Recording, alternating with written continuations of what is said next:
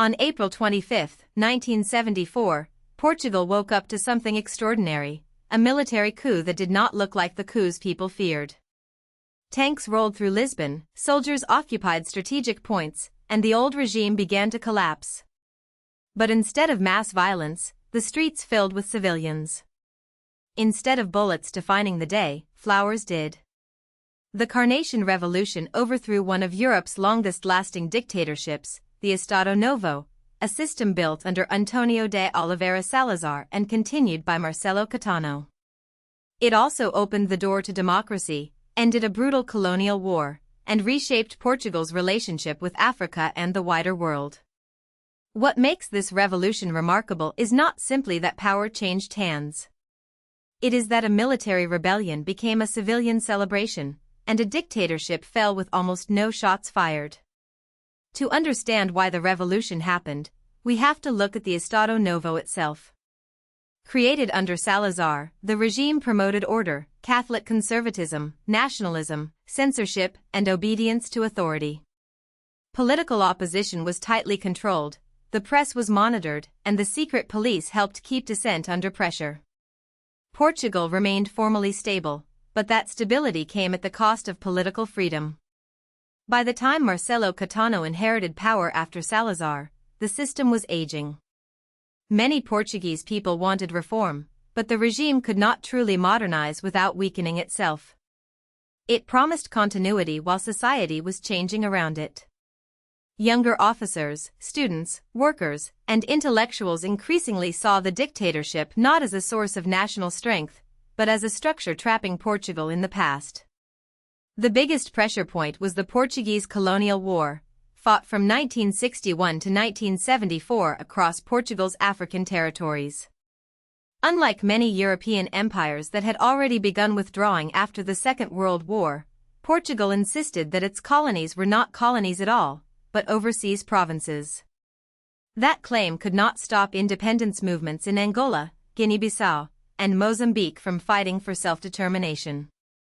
For Portuguese soldiers, the war meant long deployments, difficult terrain, heavy costs, and a sense that there was no realistic political end. The regime demanded sacrifice, but offered no convincing path forward.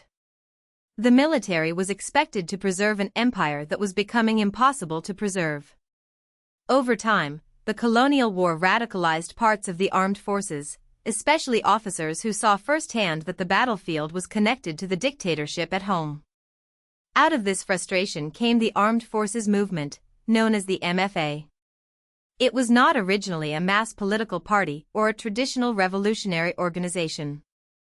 It was a network of military officers, many of them middle-ranking, who opposed the regime and the endless colonial conflict. Their plan was codenamed Operation Historic Turn. The goal was to remove Marcelo Caetano and break the political deadlock that had kept Portugal authoritarian and at war. This matters because the Carnation Revolution began from within the state's own military structure.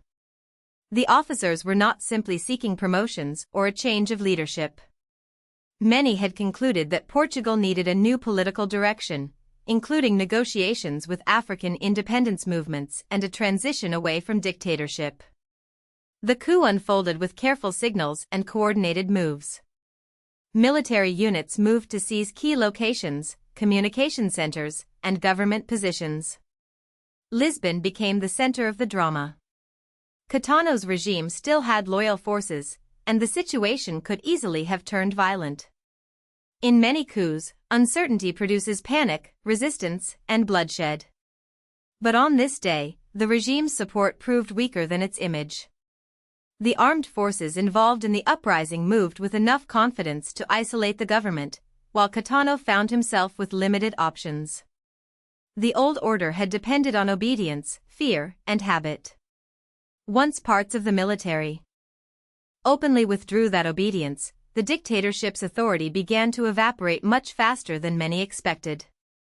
Then something happened that the plotters had not fully planned. Ordinary people entered the story.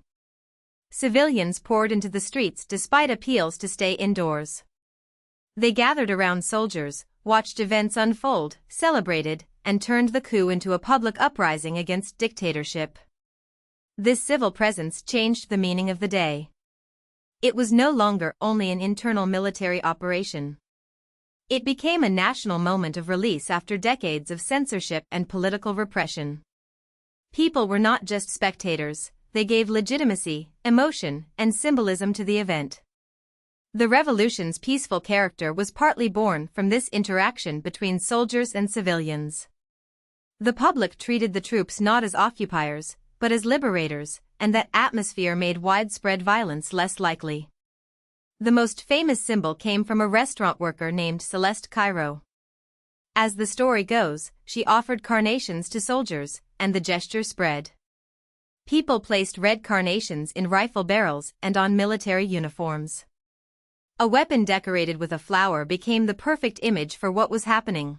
Armed force was present, but it was being redirected away from repression and toward liberation.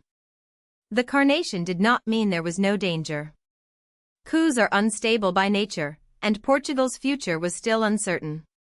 But the flower captured the unusual emotional truth of April 25th. A dictatorship was falling, and the people wanted the end to be marked not by revenge, but by hope. That is why the revolution is remembered not only as political change, but as visual poetry.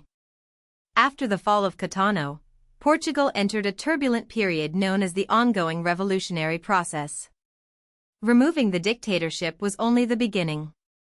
The country now had to decide what democracy would look like, what role the military would play, how far social and economic reforms should go, and how quickly colonial wars should end.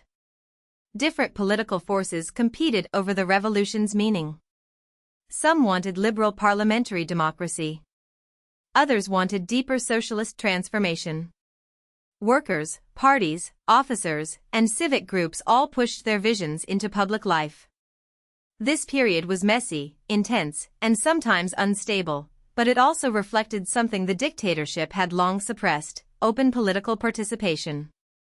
Portugal was learning democracy not as an abstract principle, but as a lived conflict over power, rights, and the future. One of the revolution's most immediate consequences was decolonization.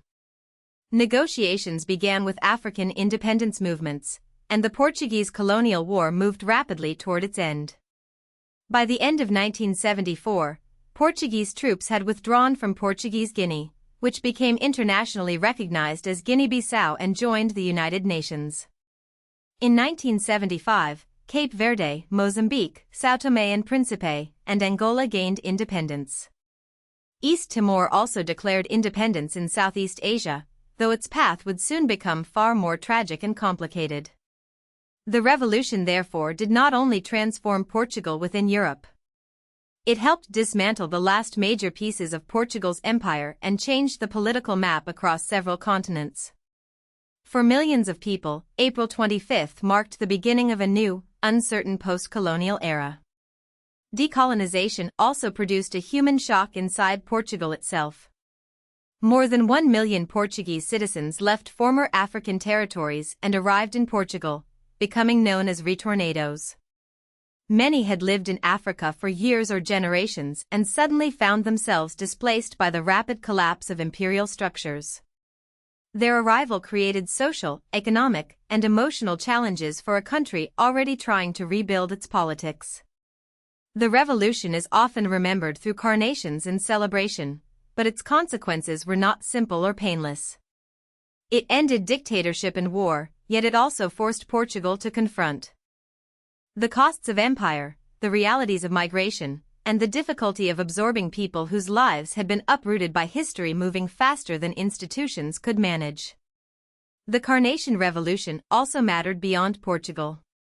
Historians often connect it to the beginning of the third wave of democracy, a broader period in which authoritarian regimes in different parts of the world gave way to democratic transitions. Portugal showed that a long-standing dictatorship could collapse quickly when military loyalty fractured, colonial war became unsustainable, and civilian society seized the opening. Its example carried symbolic weight in Europe and beyond. Spain, still under Franco in 1974, watched closely. Other societies under authoritarian rule could see that regimes that looked permanent might be more fragile than they appeared. Portugal's transition was not a perfect blueprint, but it became a powerful reminder that political systems can change suddenly when pressure accumulates inside both the state and society. Today, April 25th is a national holiday in Portugal. It is remembered as the day the dictatorship ended, the day censorship and political fear began to give way, and the day a colonial war moved toward closure. The revolution's power lies in its contrasts: soldiers and civilians, rifles and flowers, coup and celebration, national liberation and imperial collapse. It was peaceful in its iconic moment, but profound in its consequences. Portugal did not simply replace one leader with another. It began a transition toward democracy, redefined its place in the world, and accepted that the empire the regime had defended could not survive. The Carnation remains the perfect symbol because it does not erase the seriousness of the event. It shows how, at one rare moment in history, the image of peace stood directly inside the machinery of power. If you found this helpful, please like this video and subscribe for more explainers.